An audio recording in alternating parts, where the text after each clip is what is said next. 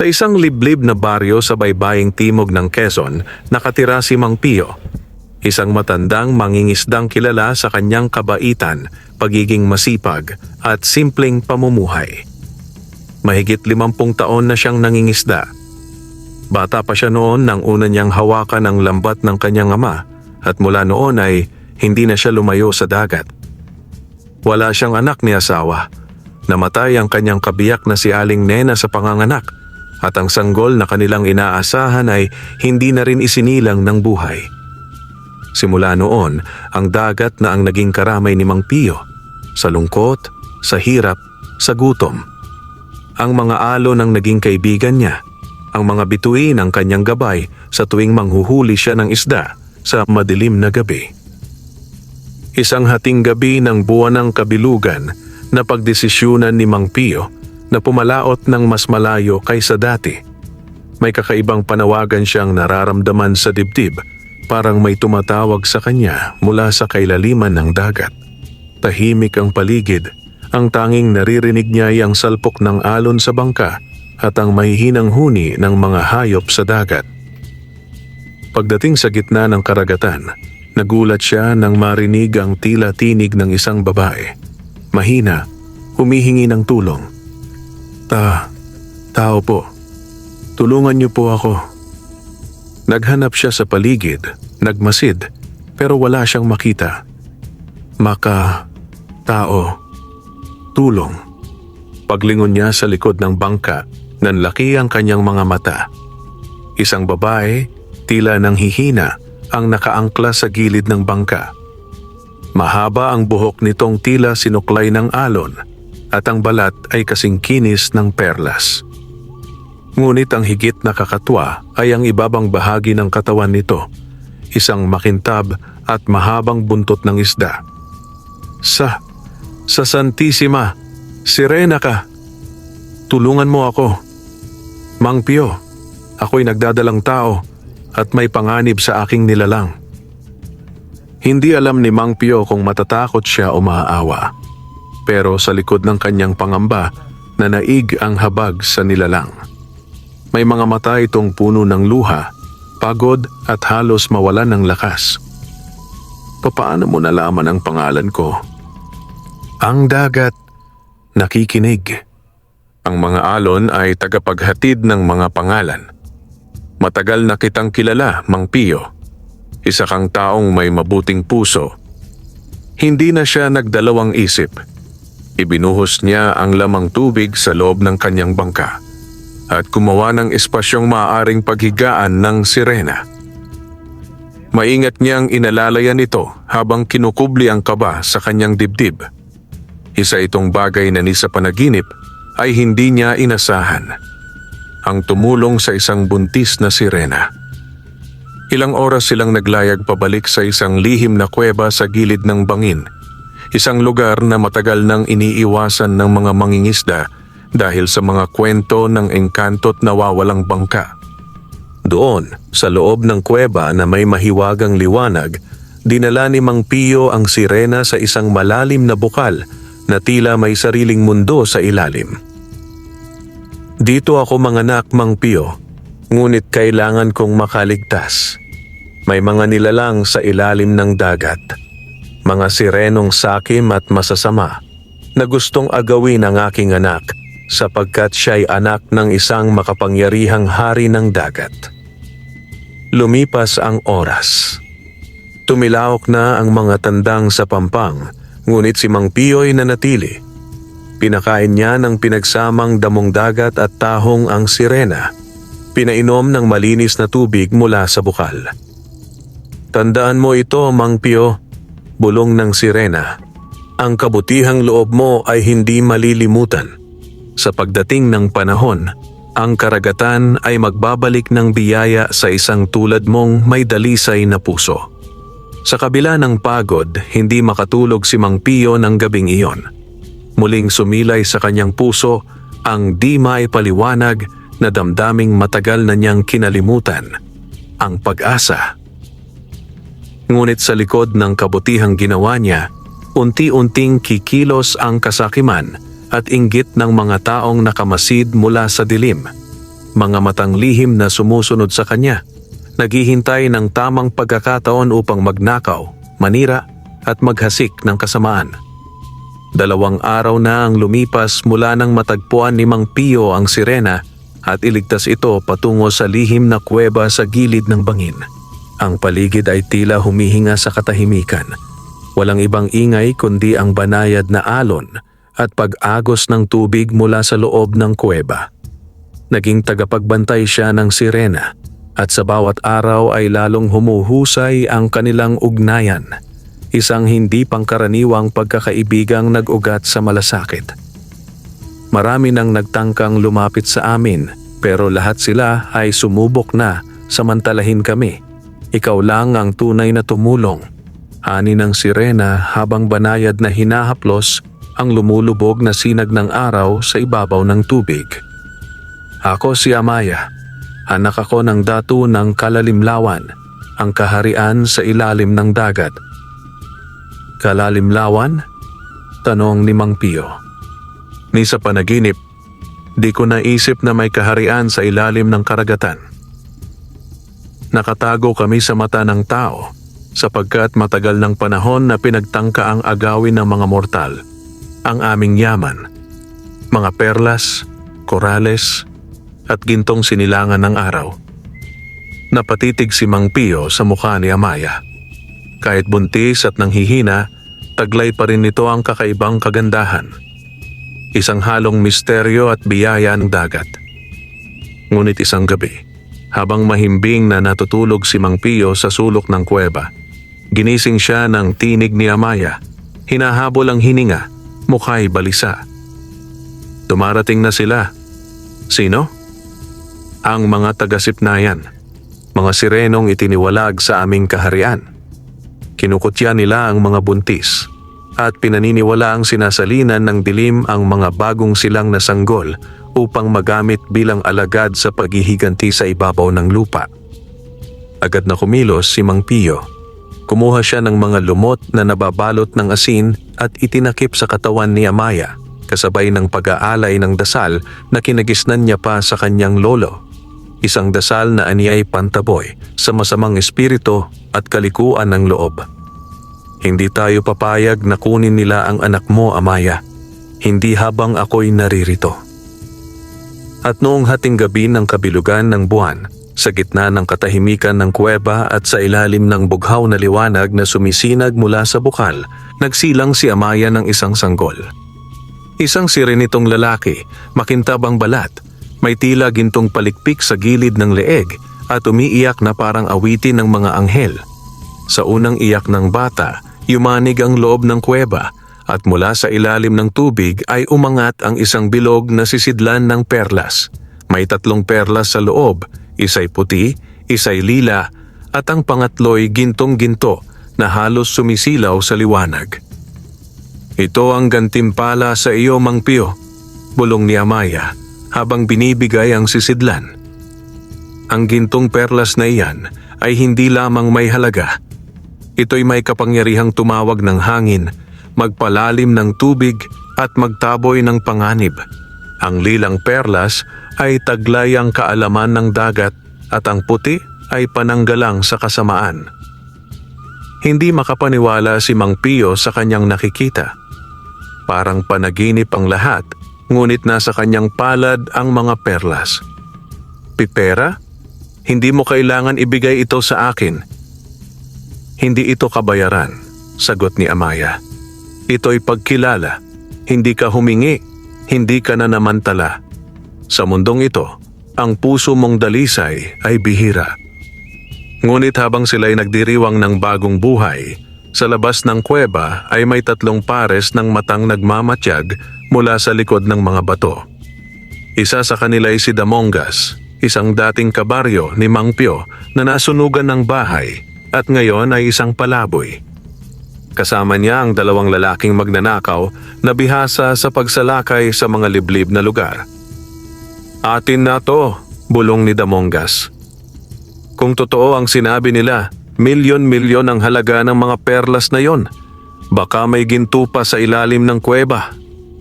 Ang hindi nila alam, Ang pagnanasa nila ay magbubukas ng pinto sa isang sumpa, sapagkat sa bawat perlas na hinahawakan ng may kasakiman, ang dagat ay naghihiganti.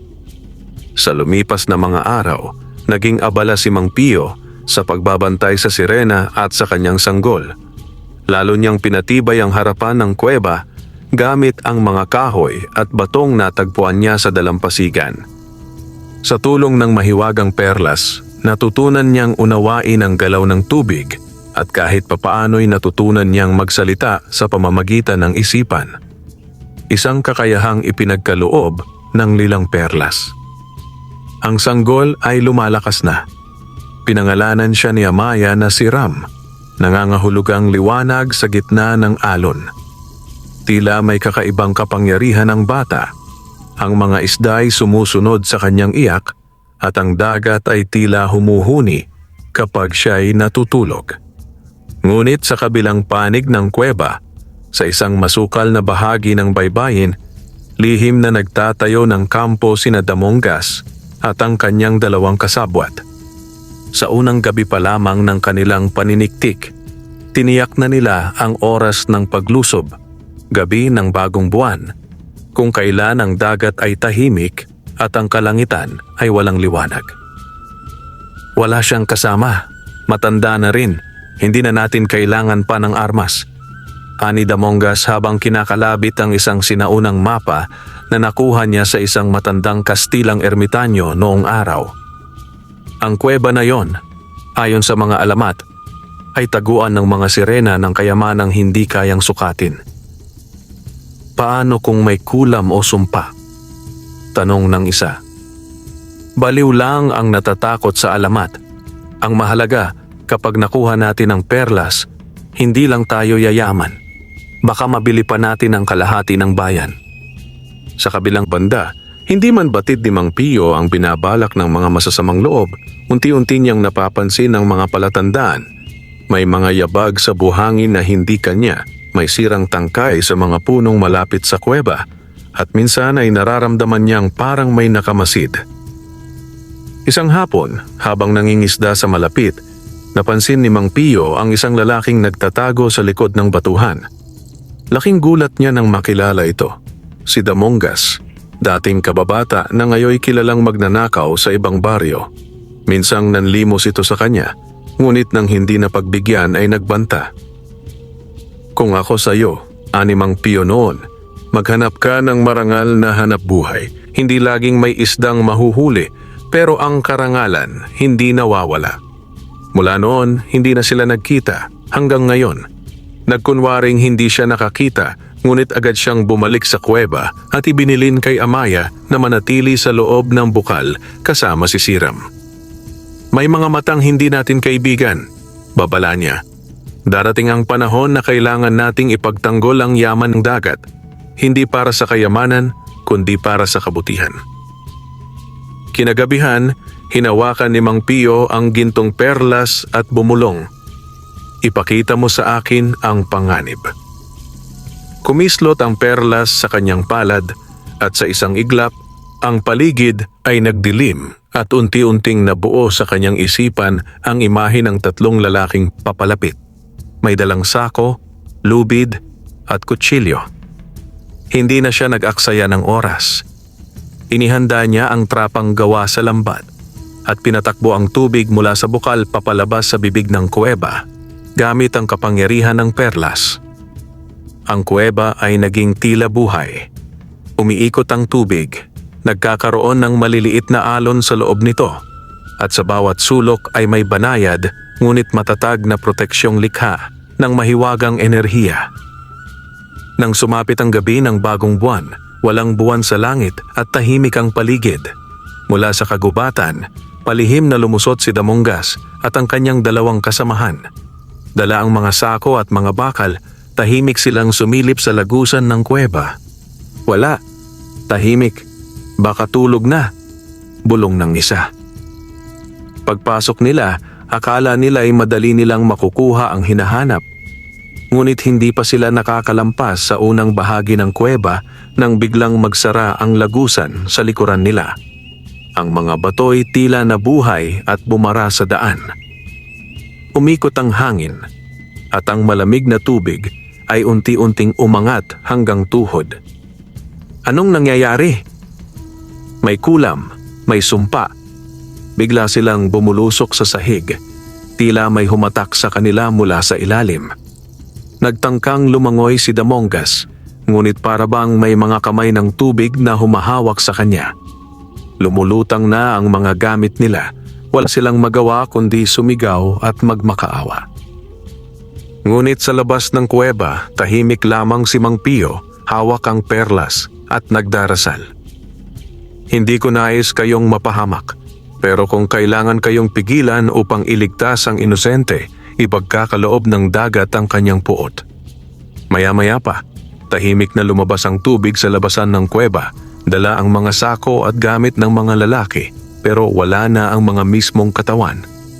Hindi na muling nakita si Damongas at ang kanyang mga kasabwat. Matapos ang gabing iyon, muling bumalik ang katahimikan sa kuweba. Si Amaya at ang kanyang anak na si Siram ay ligtas at si Mang Pio ay nanatiling gising buong gabi. Binabantayan ang paligid habang tanga ng 3 perlas sa isang supot na yari sa lambat. Sa loob ng kanyang dibdib, ramdam niya ang hindi may paliwanag na bigat. Hindi takot, kundi pag-unawa na nagsisimula na ang pagbabagong hindi na niya mapipigilan. Kinabukasan, habang palubog na ang araw at umaalon-alon ang liwanag sa tubig ng bukal, lumapit si Amaya kay Mang Pio. May hawak siyang maliit na sisidlan na yari sa makapal at makintab na kabibe. Binuksan niya ito at sa loob ay may isang perlas na kasing laki ng itlog ng pugo, kulay ginto at may maliliit na liwanag na umiikot sa loob. Ito ang perlas ng kayamanan, paliwanag ni Amaya. Hindi ito basta perlas. Isang uri ito ng buhay na kabayaran. Sa kamay ng taong may dalisay na hangarin, ang perlas na ito'y magbubukas ng pintuan ng kasaganaan. Hindi agad nakaimik si Mang Pio. Para sa isang gaya niya na nabuhay sa kakarampot na kita sa pangingisda, ang yaman ay palaging katang-isip. Ni hindi siya marunong magbenta ng anumang mahalaga, lalo na't mahiwaga. Ipinagkakaloob ko ito sa iyo, Mang Pio. Hindi para payamanin ang iyong sarili lamang, kundi para sa mga taong tulad mo, yung marunong magbahagi. Alalahanin mo, ang yaman ay isang uri ng pagsubok. Hindi nagtagal, pinayuhan siya ni Amaya na dalhin ang perlas sa bayan at ipakita ito sa isang tiyak na tao, isang matandang negosyanteng Chino na ang apelyido ay Lao, kilala sa pamilihang bayan sa kabisera. Aniya, si Ginoong Lao ay may matagal ng ugnayan sa mga engkanto at nilalang dagat noong kabataan nito at marunong siyang kumilala ng tunay na perlas ng karagatan.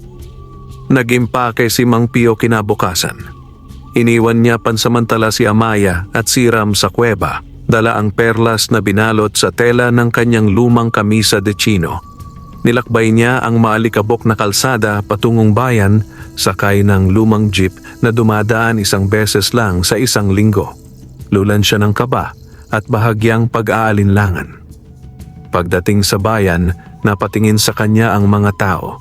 Sino ba naman ang hindi mapapatingin sa isang matandang mangingisdang halos 1 taon nang hindi lumalabas sa baryo, ngayon ay bumababa sa pamilihan na may bitbit na kahon?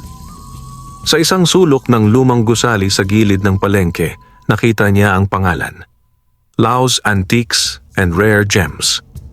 Pumasok siya. Mabagal ang hakbang, nanginginig ang kamay.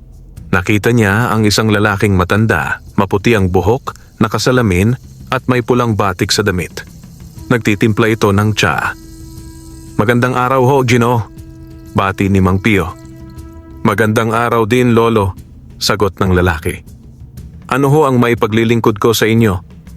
Dahan-dahan, inilabas ni Mang Pio ang balot. Nang bumungad ang gintong perlas, napabitaw ng tasa si Ginoong Lao. Kumislap ang mga mata nito, hindi dahil sa kasakiman kundi sa pagkilala. Hari ng tubig, bulong ng matanda. Ilang dekada na ang lumipas mula nang huli kong makita ang ganitong uri ng perlas. Isa itong kayamanang hindi dapat napupunta sa kamay ng mga ganid. Hindi ko ito ibebenta kung mapapahamak ang iba. Hindi ko rin alam kung magkano ito. Basta ang alam ko, kailangan ko ng bagong bangka. At nais kong makatulong sa mga kapwa ko mangingisda. Tumango si Ginoong Lao. Hindi mo na kailangang humingi. Ako na ang bahala. Bibigyan kita ng halagang karapat-dapat. Pero may isang kondisyon. Huwag mong hayaang mawala ang dangal mo sa gitna ng yaman. 2 araw ang lumipas. Bumalik si Mang Pio sa baryo. Sakay ng bagong pickup truck. May kasamang bagong lambat, bagong bangka, at pera sa bangko na inilipat kay Kapitana bilang pondo ng kooperatibang mangingisda. Hindi siya nagmayabang. Hindi rin siya nagtago. Ngunit ang chismis, mabilis. Si Mang Pio may truck na. Baka nanalo sa sugal. Hindi, may nakuha raw na ginto sa ilalim ng dagat. Mula sa dulo ng baryo, isang pares ng matang matalas ang nakatingin mula sa bintana ng isang malaking bahay. Si Doña Ursulina, isang kilalang mangkukulam na may mataas na posisyon sa lipunan, ngunit lihim na nagbabayad ng magnanakaw para sa mga ritual na sangkap ng kanyang itim na mahika. Inaagawan ako ng kasikatan, bulong niya habang pinapausukan ng isang palayok ng durog na balat ng ahas dagat. At may amoy ng sirena ang hangin. Hindi ito ordinaryong kayamanan. Isa itong biyayang dapat sa akin mapunta. Sa kabila ng saya sa baryo, isang madilim na enerhiya ang unti-unting bumabalot sa paligid. Ang simoy ng hangin ay tila may halong asupre at lumang dahon. Ang mga bata ay nagkasabay-sabay ng panaginip. Isang matandang babae na may hawak na baston at mata ng ahas bumubulong sa dilim. Ang hindi marunong tumanaw ng utang, kinukuha ng dagat at ipinapain sa dilim. Si Doña Ursulina, isang mayamang biyuda na kilala sa pagiging mapagkawang gawa sa simbahan, ay may lihim na pagkatao, isang mangkukulam mula sa angkan ng mga sinaunang babaylan. Ang yaman niya ay hindi lang galing sa negosyo, kundi sa kapangyarihang pinakakain ng inggit, kasakiman at kaluluwa ng mga nilinlang. Mula sa bintana ng kanyang mansyon sa Burol, tanaw niya ang bagong bangka ni Mang Pio, ang mga lumang mangingisdang muling nagkatrabaho at ang mga bata na tumatakbo sa paligid ng bagong tayong gusali ng kooperatiba. Hindi siya natuwa. Hindi dapat siya. Isang matandang walang pinag-aralan ang pinagkalooban ng perlas. Hindi. Ako dapat. Bulong niya habang dinudurog ang mga tuyong hasang ng itim na isda sa kanyang mangkok. Sa loob ng kanyang silid ng anino, pinakain niya ng dugo ang kanyang itim na ibon. Pinakulo niya ang langis ng niyog na may balat ng pusit, sabay isinalin sa palayok na may ukit ng mga lumang sigil. At sa isang iglap, lumabas ang itim na usok, gumagapang, sumisingaw, at dumaan sa mga bitak ng bahay ni Mang Pio. Samantala, sa kuweba, nagpaalam si Mang Pio kay Amaya upang ipagpatuloy ang pagpapalawak ng kanilang kooperatiba. Pinuntahan niya ang ilang kalapit baryo upang hikayatin ang mga mangingisdang nawalan ng hanapbuhay na lumipat sa kanilang sistema ng pantay na kita. Lalong lumalim ang respeto sa kanya ng mga tao.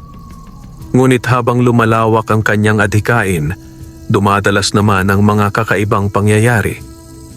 Minsang umuwi siya sa kanyang maliit na kubo sa tabi ng tabing dagat. Nadatnan niyang sira ang kanyang mga lambat at ang kanyang mga alagang manok ay patay. Namatay na tila sinakal. Ang isang pusa na kanyang inampon ay natagpuang nakatitig sa pader. Hindi gumagalaw, tila nawala sa sarili. May kakaibang hangin dito. Sambit ni Mang Pio habang tinataboy ang mga ibong itim na pabalik-balik sa kanyang bubong tuwing 5:00 ng hapon. Muling humawak si Mang Pio sa lilang perlas, ang nagbibigay ng panaginip at bisyon. Hiniling niyang makita ang ugat ng kasamaan. Sa loob ng kanyang isipan, lumitaw ang anyo ni Doña Ursulina. Nakatayo sa harap ng altar, may hawak na lumang perlas na puti at basag habang binubulungan ng isang nilalang na may ulo ng kambing at katawan ng babae. "Gising na ang mga anino," bulong ng tinig. "Bawiin mo ang yaman, sirain mo ang nagsimula ng liwanag." Biglang naputol ang bisyon. Hindi na nagdalawang isip si Mang Pio. Kinagabihan, bumalik siya sa kuweba. Ikinuwento niya kay Amaya ang mga nangyayari. "Ito ang unang sumpa," ani Amaya. Hawak si Siram na noon ay bigla na lamang umiyak ng malakas. "May mga taong hindi masaya sa tagumpay ng iba. Ang mga ito ay hindi lang basta tao. Ang iba'y sinaniban ng dilim. Huwag kang mag-alala," sagot ni Mang Pio. "Hindi ko ito hiniling, pero kung ito ang kapalit ng pagtulong, lalaban ako." Bago siya matulog, dinala niya sa dalampasigan ng perlas. Ipinatong ito sa bato at nagdasal. "Kung totoo kang biyaya, tulungan mo akong protektahan ang mga taong pinili kong paglingkuran." Sa pagdampi ng alon sa kanyang paa, kumislap ang perlas. Mula sa dagat, umahon ng 3 nilalang. Hugis tao ngunit gawa sa tubig.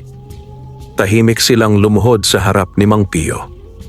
"Ikaw ang tagapangalaga ngayon," sambit ng isa. "Kami mga bantay na matagal nang natutulog. Gisingin mo lang kami sa oras ng panganib."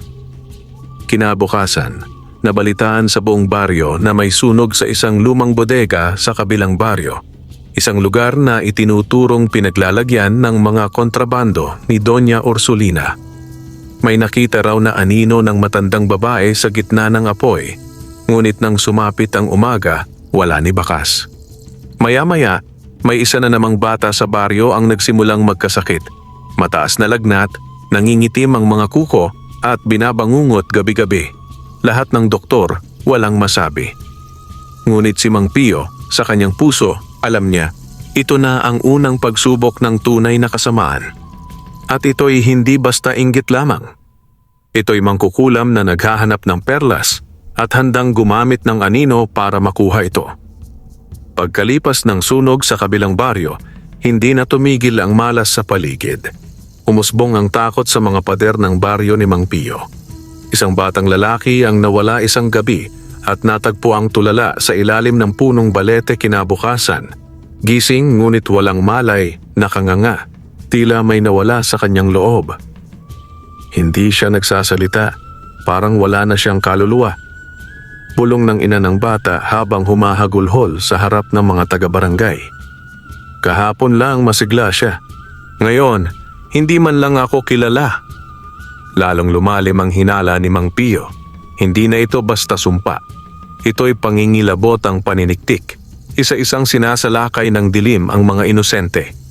Muling bumalik si Mang Pio sa kuweba. Napansin niyang nangingitim ang paligid. Si Amaya ay nakaupo sa ibabaw ng isang bato. Mahigpit na yakap si Siram. Ang tubig ng bukal ay tila madungis. May mga lumulutang na hibla ng buhok at itim na balahibo ng ibon. Napadpad dito ang anino ni Ursulina, bulong ni Amaya.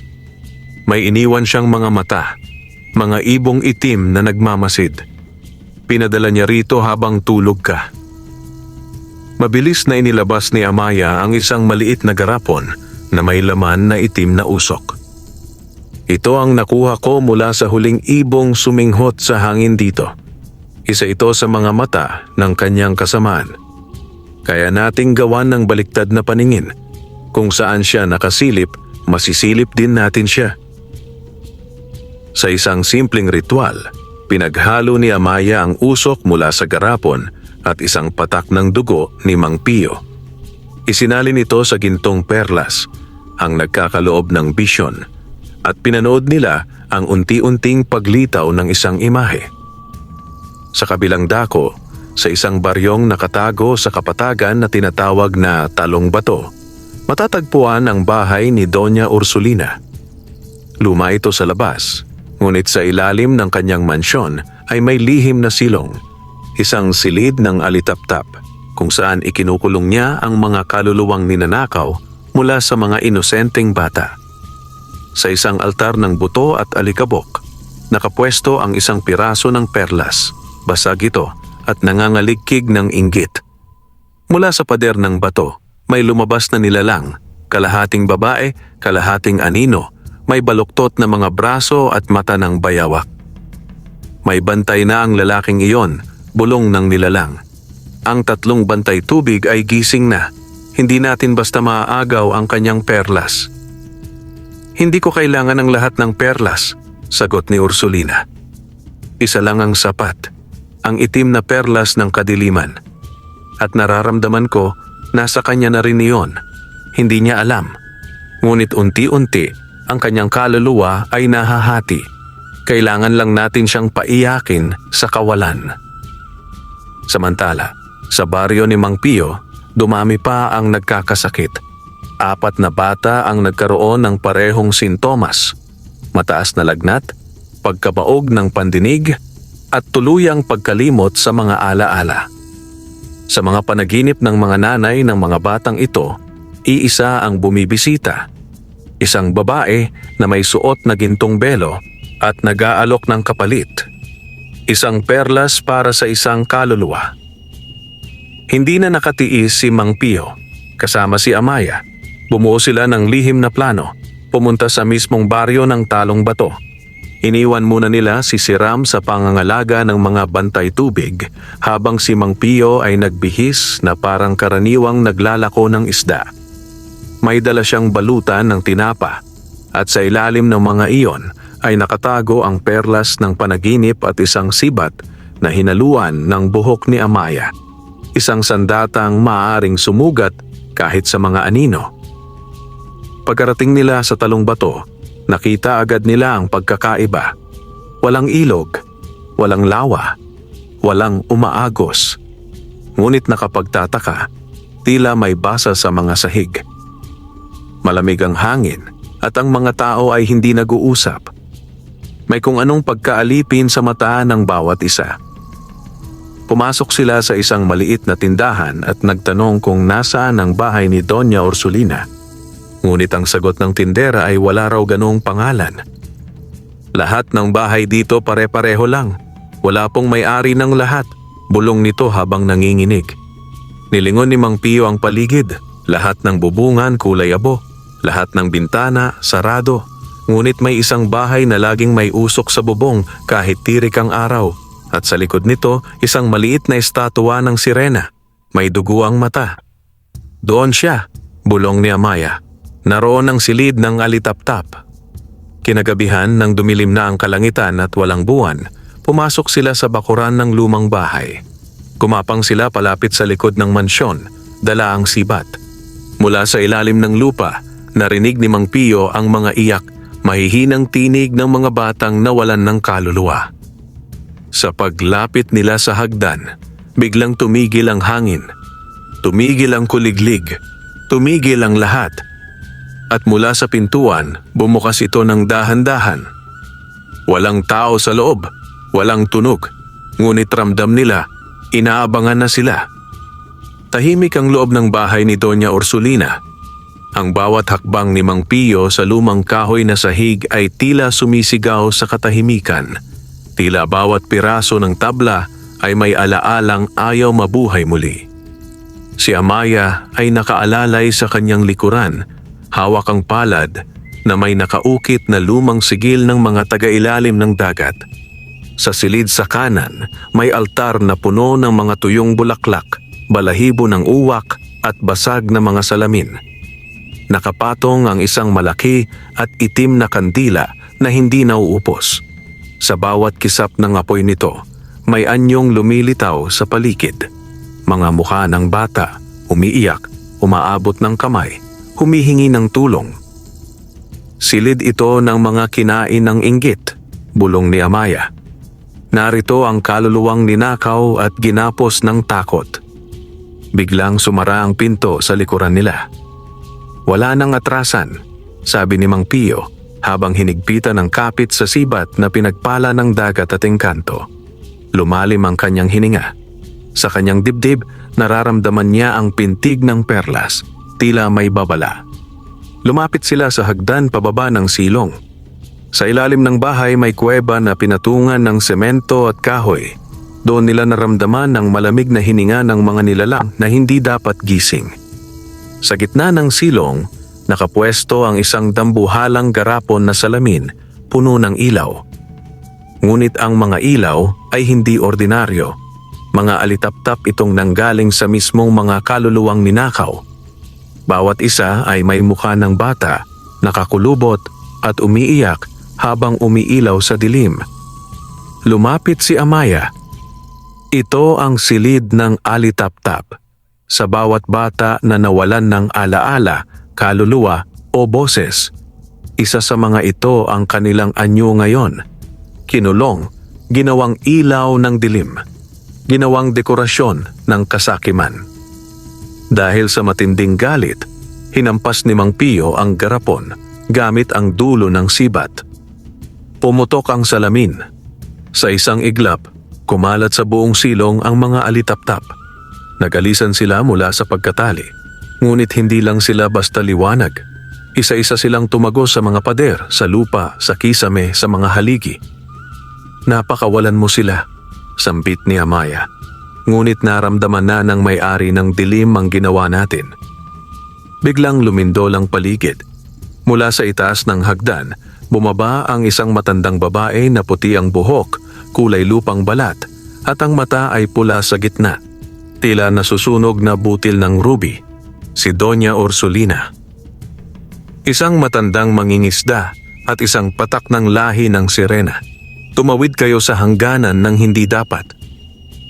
Ang kanyang boses ay naging parang dalawa. Isa ay matinis at babae.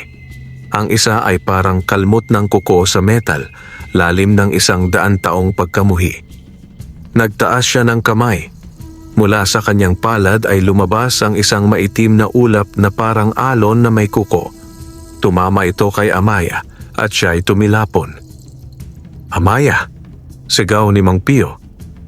Ngunit tumayo si Amaya, dumugo ang noo, ngunit hindi nagpatinag. "Hindi mo na kami kayang paatrasin." Naghandang umatake si Doña Ursulina. Lumutang siya sa ere. Ang katawan ay nagsimulang magbago. Ang kanyang mga kamay ay naging tangkay ng kahoy. Ang mga kuko ay parang palikpik ng bangus, ngunit itim at matulis. Sumugod si Mang Pio. Itinapon niya ang sibat na may buhok ni Amaya. Ang sibat ay tumama sa balikat ni Doña Ursulina. Napasigaw siya. Nagliyab ang sugat. Bumuga siya ng itim na apoy. Ngunit hindi lang pala siya ang kalaban. Mula sa mga anino ng silong, umusbong ang 3 nilalang, mga nilalang na nilikha mula sa naiwang takot ng mga kaluluwang bihag, mga kalansay ng pag-aalinlangan, mataas, payat, at may maraming mata sa katawan. Umikot sila kay Mang Pio. Isa ay sumubok pumasok sa kanyang isip. Ngunit bago pa man ito makapasok, umilaw ang kanyang dibdib. Ang gintong perlas ay sumabog ng liwanag. Tumilapon ang 3 nilalang. Isa ang nadurog sa haligi, isa ang sumigaw at naglaho, at ang natira ay tumakas sa dilim. Sa huli, nanghina si Doña Ursulina. Napaluhod siya. Hinanghina ang kanyang katawan, ngunit tumatawa pa rin. "Akala ninyo'y tapos na. Hindi pa ito ang wakas," anya. "Ang dagat ay hindi laging panig sa kabutihan. May mga nilalang sa ilalim na mas matakaw pa kaysa akin." Nilingon siya ni Mang Pio. "Pero hindi rin sila panig sa'yo." Itinulak ni Amaya ang huling selyo ng silong, isang ukit sa sahig na may hugis isda at araw. Tumilabong muli ang liwanag. Sa isang iglap, nilamon ng tubig ang buong silong. Hindi basta tubig, kundi ang tubig ng alaala mula sa perlas ni Amaya. At nawala ang bahay ni Doña Ursulina. Tuluyan itong lumubog sa sariling sumpa. Pagbalik nila sa baryo, ang mga batang nawalan ng alaala ay unti-unting nakapagsalita. Ang mga alitaptap ay naging sinag ng liwanag sa gabi.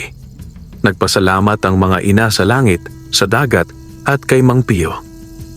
Ngunit habang pinagmamasdan ni Mang Pio ang gintong perlas sa kanyang palad, may pahiwatig itong binibigay.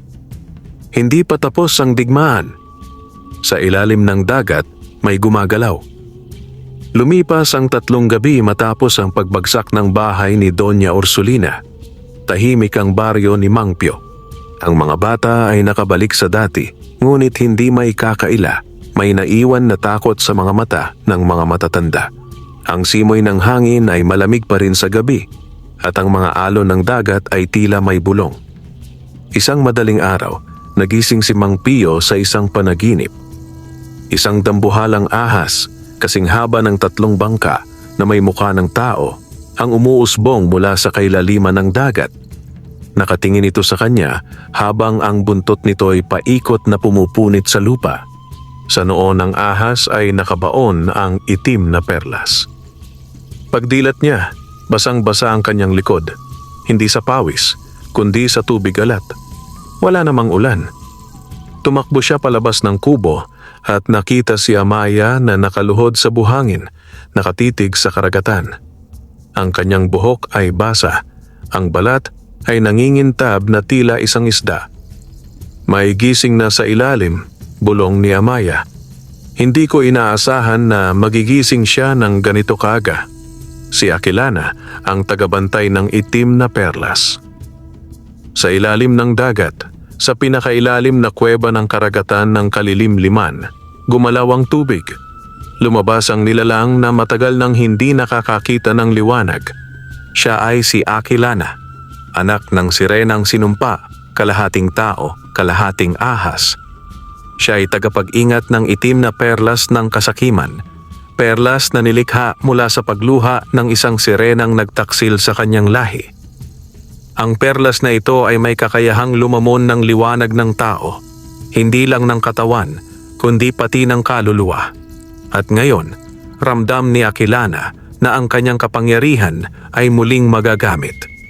May gumising sa kanya. "Ursulina!" Bulong niya habang umiikot sa hangin ang kanyang buntot. "Bigo ka! Pero hindi mo na kailangan pang bumalik. Ako na ang magpapatuloy." Mula sa kanyang katawan ay lumabas ang mga aninong anyo ng alon. Bawat isa ay parang ink o tinta sa tubig, humuhubog ng mga nilalang. Mga bangkay tubig, nabubulok ngunit hindi nalulunod. Pinakawalan niya ito sa mga gilid ng baybayin, sa mga liblib na isla, at sa pinakapusod ng barangay ni Mang Pio. Kinagabihan, habang si Mang Pio ay nag-aayos ng lambat, may isang mangingisda ang dumating, duguan. May umatake sa amin sa dulo ng talahiban. Hindi tao, hindi hayop. Parang nabubulok, pero lumalakad. Pinuntahan nila ang pinangyarihan. Doon nila nakita ang 3 bangkay ng mangingisda na ang mga mata ay wala na at ang mga palad ay tila sinusunog mula sa loob. Ngunit hindi ito ang pinakakakaiba. Isa sa mga patay ay tumayo muli. Lumapit ito sa kanila, bumubuga ng bula mula sa bibig. Tinaga ito ni Mang Pio gamit ang itak, ngunit sa halip na dugo, itim na tubig ang lumabas. "Bangkay tubig," bulong ni Amaya. Mga nilalang ni Aquilana, hindi sila basta nilalang ng karagatan, sila'y mga kaluluwang hindi makatawid dahil kinadena ng itim na perlas. "Bakit niya tayo inaabala? Hindi ba't siya ay tagabantay lamang?" tanong ni Mang Pio. "Hindi na siya tagabantay ngayon," sagot ni Amaya. Sa muling paggising ng perlas, ang mga sinaunang kasunduan ay naputol na. Gusto niyang angkinin ang lahat ng perlas ng karagatan, lalo na ang sayo. Nagdesisyon sina Mang Pio at Amaya na bumaba sa kailaliman ng dagat upang harapin si Aquilana bago pa ito makapagdala ng mas matinding salot. Kasama nila ang 3 bantay tubig, mga nilalang na espiritu ng dagat na pinarangalan bilang tagapangalaga ng balanse. Sa ilalim ng gabi, nilubog ni Amaya ang kanyang palad sa tubig at bumigkas ng sinaunang dasal ng sirena. Bukas ang daan, ngunit mapanganib, babala ng mga alon. Sa paglalakbay nila pababa sa ilalim ng dagat, tumambad sa kanila ang kuweba ng mga ginintuang labi. Isang lugar na pinaglibingan ng mga sirenang pinatay noong panahon ng digmaan ng mga lawa. Dito nila naramdaman ang panginginig ng hangin sa ilalim ng tubig at ang paningin ni Mang Pio ay nagsimulang makakita ng mga alaala.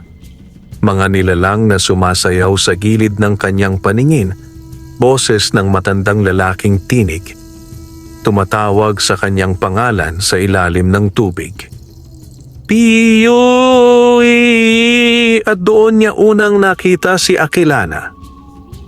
Isang dambuhalang ahas na may mukha ng babae. Mata ay dilaw na may itim sa gitna. Bibig na puno ng perlas na tila mga ngipin at noo na may itim na perlas. Tao, bulong ni Aquilana. Pinili ka ng aking kapatid. Ang perlas na hawak mo. Hindi mo alam ang kapangyarihang taglay nito. Hindi ko ito hawak para sa kapangyarihan, sagot ni Mang Pio. Ito'y regalo, tanda ng pagtulong, hindi para sa sariling gana.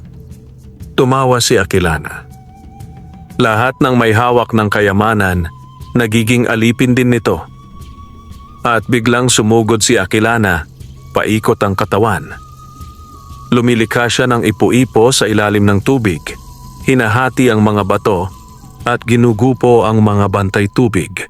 Tinamaan si Amaya sa balikat at sumalpok sa isang pader ng korales.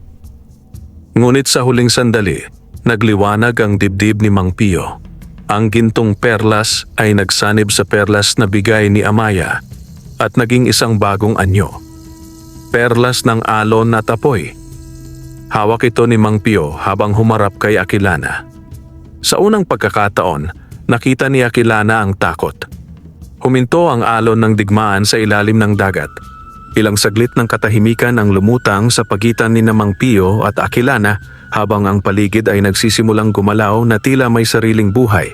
Mga korales na umiindayog, mga isdang dumidikit sa gilid ng kuweba, at ang mismong tubig ay nagiging mas mabigat, mas malamig. Sa kanyang kamay, hawak ni Mang Pio ang pinagsanib na perlas, liwanag na ginto at bughaw, sumisiklab sa bawat pintig ng kanyang puso. Ramdam niya ang init nito, hindi lamang sa balat kundi sa kaluluwa. Aquilana! Sigaw niya habang ang kanyang tinig ay dumadagundong sa tubig. Hindi mo kailangang sirain ang mundo dahil lamang sa hinanakit ng nakaraan. Ngunit tumawa si Aquilana, mahaba, malalim, puno ng pagdalamhati. Anong alam mo sa hinanakit? Ako ang tagapag-ingat ng mga perlas na isinumpa. Ako ang tinanggalan ng pagkatao, ng pangalan, ng karapatang magmahal at mahalin. At ngayon, ikaw, isang mortal, isang mangingisda, ay pinili ng dagat. Tumaas ang katawan ni Aquilana. Ang kanyang buntot ay naging parang dambuhalang laso ng itim na usok sa tubig. Mula sa kanyang bunganga ay lumabas ang mga bula ng kamatayan, itim, malapot, at may kakayahang tunawin ang kahit anong engkanto. Sumugod siya kay Mang Pio. Ngunit sumalubong si Amaya. Hawak niya ang isang sibat na hugis sirena, gawa sa buto ng unang tagabantay ng dagat. Tumalon siya at isinaksak ito sa gilid ni Aquilana. Napasigaw ang nilalang. Naglabas si Mang Pio ng liwanag mula sa kanyang perlas. Mula sa kanyang dibdib ay lumutang ang hugis ng isang dambuhalang isda, ang balintawak ng dagat, ang espiritu ng karagatan sa silangan. Ito ay isdang ginto na may mata ng tao at buntot na parang bulalakaw. Ang isda ay tumama kay Aquilana at pinilitan siyang umatras. Ngunit hindi pa rin siya sumusuko. Mula sa kanyang katawan ay lumabas ang libo-libong bangkay tubig, gumagapang sa mga pader ng kuweba, umaakyat at lumulutang. Tumakbo si Mang Pio sa gitna ng kuweba, habang si Amaya ay ginagabayan ng mga bantay tubig upang buuin ang sinaunang selyo ng pagbabalik ng diwa, isang dasal na kayang bumuhay o bumura ng kaluluwa. Habang nakikipaglaban si Mang Pio, naalala niya ang kanyang ama. Isang matandang mangingisda rin na namatay sa dagat na sinabing ang dagat ay hindi dapat pag-aariin ni numan. Ngayon ay nauunawaan na niya ang kahulugan. Hindi ito tungkol sa yaman. Bulong niya habang inaapakan ang likod ng isa sa mga bangkay at sinusuntok si Aquilana gamit ang perlas na nasa palad, kundi sa kung paano mo ginagampanan ang regalo. Sumambulat ang liwanag. Ang kuweba ay nayanig. Ang mga bangkay ay bumagsak na parang hinipan ng bagyo. Si Aquilana ay napaatras at ang kanyang mga mata ay unti-unting bumalik sa dating anyo. Bilog, malinaw, puno ng luha. Si Amaya ngayon ay nakatayo na, ay tumutok ng dasal mula sa lumang wika ng mga sirena. Sa ngalan ng tubig, sa ngalan ng puso ng dagat, ibalik ang alaala, ibalik ang pagkatao. Sa huling sandali, nakita ni Mang Pio ang muka ni Aquilana, hindi bilang halimaw, kundi isang dalagang sirena, nakapikit, pagod at sugatan ng panahon. Patawad, bulong nito. At sa huling hininga ng kanyang anyo, siya ay naging bula at ang itim na perlas ay nahulog sa lupa.